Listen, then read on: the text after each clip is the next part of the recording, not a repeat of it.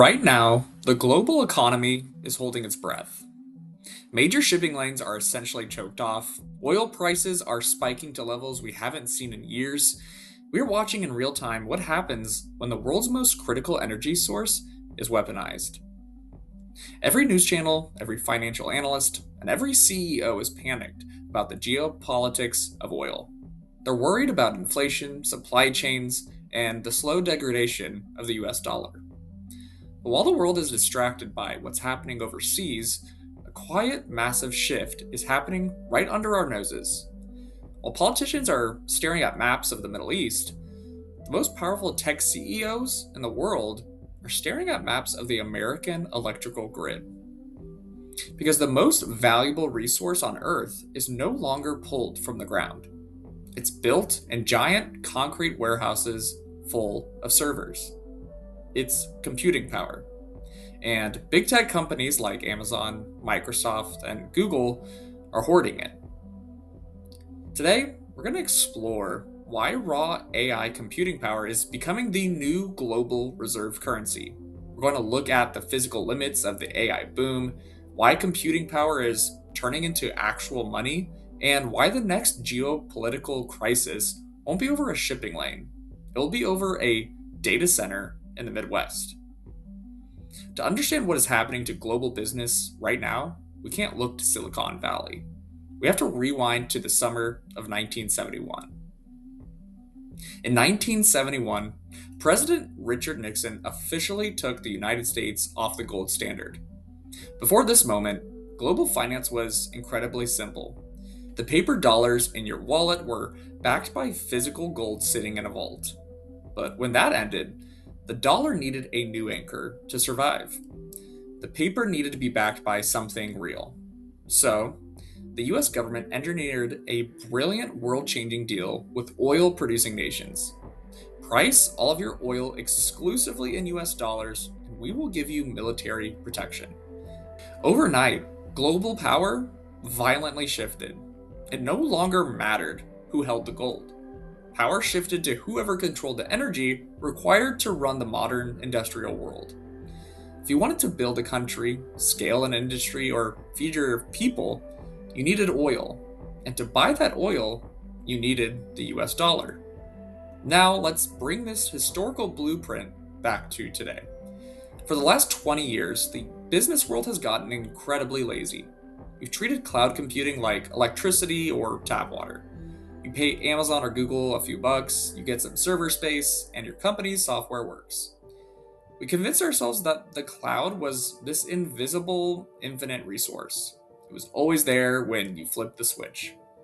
But modern AI fundamentally broke that model.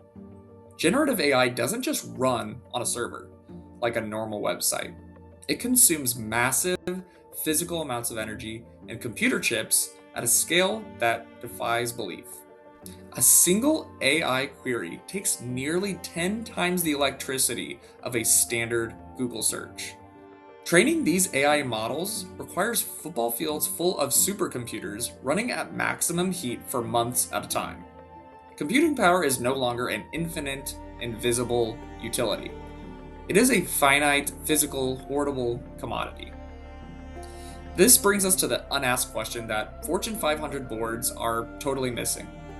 What happens to the global economy when raw computing power stops being a simple software tool and officially becomes a tradable financial asset? Let's take a look at what is physically happening right now. Big tech companies aren't just buying software anymore. They're quietly buying up direct connections to nuclear power plants. In some cases, they're trying to restart deactivated nuclear reactors just to power their AI servers. They are draining local city water supplies to pump millions of gallons through their data centers just to keep the computer chips from literally melting. We are watching the largest infrastructure build-out in human history, trillions of dollars, just to secure the physical supply chains for AI chips and the electricity to run them. And why are they doing this? Because in the modern business world, computing power is your ultimate growth ceiling. Think about a massive pharmaceutical brand trying to invent a new cancer drug. or a global shipping company trying to perfectly route 10,000 cargo ships. In the past, they hired smart people. Today, they need AI to run billions of simulations to find the perfect answer. But you cannot invent new drugs or optimize a global supply chain without massive, dedicated AI computers. If you don't have the computing power, your company cannot innovate. Period. Your growth is hard capped by your access to servers. And big tech knows this. Microsoft, Amazon, and Google are acting less like tech companies, offering a helpful service, and more like central banks holding the world's gold reserves. They are hoarding the core resource of the 21st century, and they will soon dictate who gets to participate in the global economy and who gets shut out. This isn't just an abstract theory or science fiction. Economic history has an exact blueprint for what we are watching unfold. In political science, there is a foundational concept known as hegemonic stability theory. Simply put, this theory argues that the world is most stable when a single dominant superpower, or hegemon, calls the shots and controls the most critical resources. In the 1970s, the US acted as that superpower by controlling the financial flow of oil. Today, traditional governments are losing that control. The new superpowers are the tech giants. They control the flow of global brainpower. But it gets deeper than just power. Let's look at the economic theory of money itself. Throughout human history, money has taken two forms. First, there is fiat money. This is the paper dollar in your wallet. It only has value because the US government says it has value. Then there is commodity money, which is an actual physical thing that holds intrinsic value like gold, silver, or in ancient times, salt.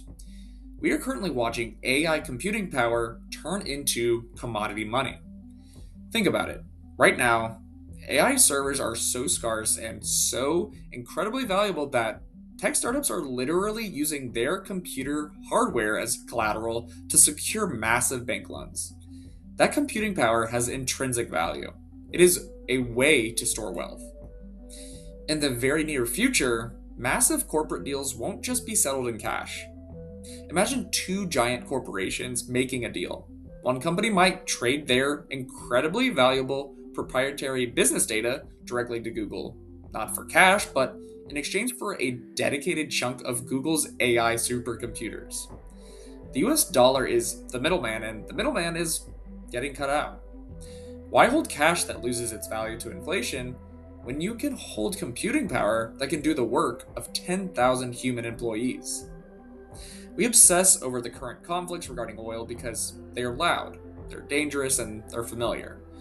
It is exactly how the 20th century taught us to view global power. We understand maps and we understand oil pipelines. But the 21st century operates on a completely different set of rules. As a business leader, an entrepreneur, or an investor, your biggest existential threat over the next 5 years is not whether your competitors buy a slightly better AI software program. Your biggest threat is getting locked out of the computing supply chain entirely. When the US government places export bans on advanced AI chips, preventing them from going to other countries, that is not a simple trade dispute. That is the modern equivalent of a naval blockade. When tech giants buy up the entire energy output of a nuclear power plant, they are securing the oil fields of tomorrow. The era of infinite cheap cloud computing is dead. We are now entering the era of computing power as a global currency. And if your business strategy assumes that server space will always be there just because you have the cash to pay for it, you're going to be left in the dark. The global reserve currency is shifting. It won't be printed on paper, and it won't be pumped from a well. It'll be measured in computer chips, hosted in a massive concrete server farm, and guarded like Fort Knox.